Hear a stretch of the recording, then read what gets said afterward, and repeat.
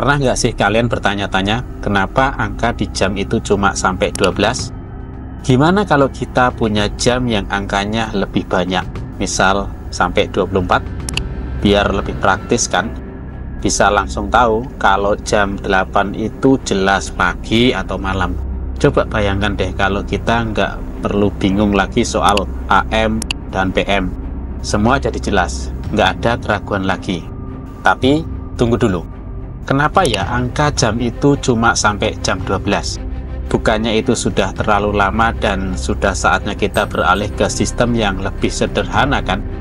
Jam yang punya 24 angka, sepertinya 24 jam itu lebih mudah dipahami.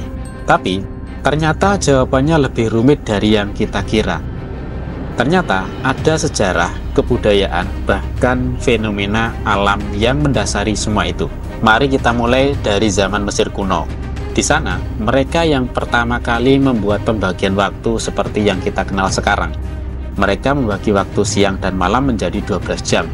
Kenapa 12? Ada yang bilang itu karena mereka sangat terpengaruh oleh pergerakan benda-benda langit, matahari dan bulan, misalnya. Menjadi acuan mereka untuk menentukan pembagian waktu ini. Coba bayangin, mereka itu tidak memiliki jam digital atau sistem 24 jam seperti sekarang. Mereka hanya punya benda-benda alam dan pengamatan teliti terhadap pergerakan langit. Ternyata, pembagian 12 itu bukan cuma tentang matematika, tapi lebih dalam lagi. Satu siklus bulan itu sekitar 29,5 hari. Itu dibulatkan menjadi 30 hari, yang mereka bagi menjadi 2 periode 12 jam.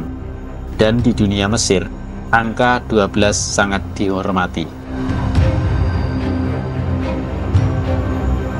Sekarang mari kita gali lebih dalam lagi. Kenapa sih angka 12 begitu kuat dalam budaya manusia? Terutama dalam sistem waktu. Jika kita lebih jauh, kita akan menemukan bahwa angka 12 pada jam sebenarnya berasal dari peradaban kuno yang sangat memperhatikan pengamatan terhadap alam semesta. Kembali ke zaman Mesir kuno.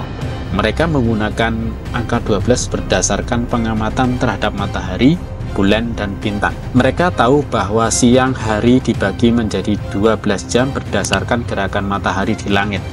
Sementara malam hari dibagi menjadi 12 bagian lagi, mengacu pada pergerakan bintang dan bulan. Namun, penggunaan angka 12 dalam sistem waktu tidak langsung muncul begitu saja. Angka 12 memiliki asal-usul yang lebih dalam.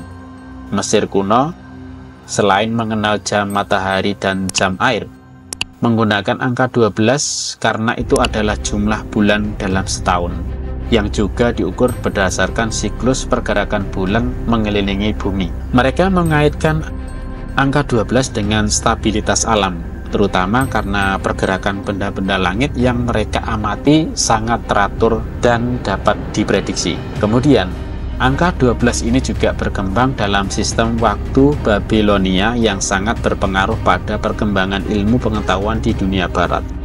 Masyarakat Babilonia menggunakan sistem seksagesimal, sistem bilangan berbasis 60, dan mereka membaginya ke dalam 12 bagian besar karena angka 12 dianggap mudah dibagi.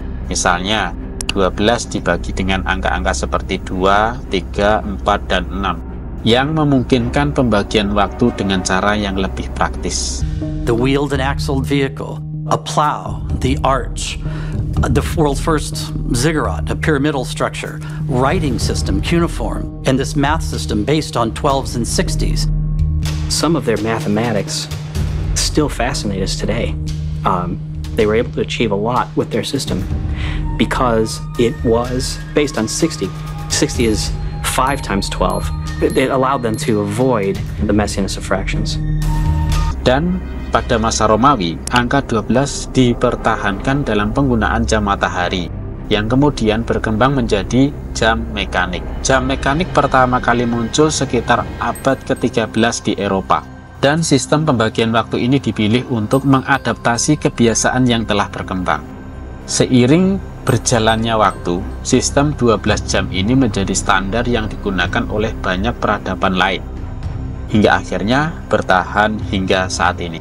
Jadi, angka 12 pada jam bukan hanya angka sembarangan.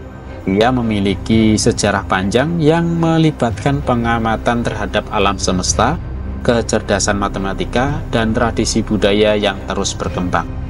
Angka 12 menjadi bagian dari peradaban kita, tidak hanya untuk membagi waktu, tetapi juga sebagai simbol kesempurnaan dan keteraturan. Kita pun tak jarang melihat angka 12 ini hadir di berbagai aspek kehidupan kita, dari sistem kalender hingga filosofi kehidupan. Dan mungkin ini alasan kenapa kita masih terus menggunakan angka 12. Angka 12 sudah begitu dalam tertanam dalam pola pikir kita, hingga kita merasa nyaman dengan jam yang hanya memiliki 12 angka itu. Padahal sejarah panjang yang melingkupinya menunjukkan betapa berharganya angka ini, tak hanya dalam kehidupan sehari-hari, tetapi juga dalam perjalanan panjang peradaban manusia. Jadi, mungkin kita nggak perlu khawatir kalau angka jam masih 12. Mungkin justru disitulah keindahannya, karena kita sudah sangat terbiasa dengan angka 12 ini. Kita jadi bisa merasa nyaman. Dan siapa tahu, di balik kesederhanaan itu ada filosofi yang jauh lebih dalam tentang bagaimana membagi hidup kita. Tapi kalau kalian masih penasaran, apakah sistem 24 jam itu benar-benar lebih baik, atau apakah ada sistem lain yang lebih tepat? Saya rasa itu akan terus jadi bahan perdebatan. Yang pasti, apakah kita menggunakan 12 atau 24 jam? Yang paling penting adalah bagaimana kita mengatur waktu kita dengan bijak, bagaimana kita memanfaatkan setiap detik, setiap menit yang diberikan kepada kita, karena pada akhirnya waktu itu adalah hal yang paling berharga. Jadi, kalian lebih suka 12 atau 24 jam? Keduanya punya keunikan kan? Dan pada akhirnya kita hanya perlu ingat satu hal, waktu akan terus berjalan. Apapun sistem yang kita pilih, semoga kalian punya waktu yang lebih bijaksana hari ini. Terima kasih.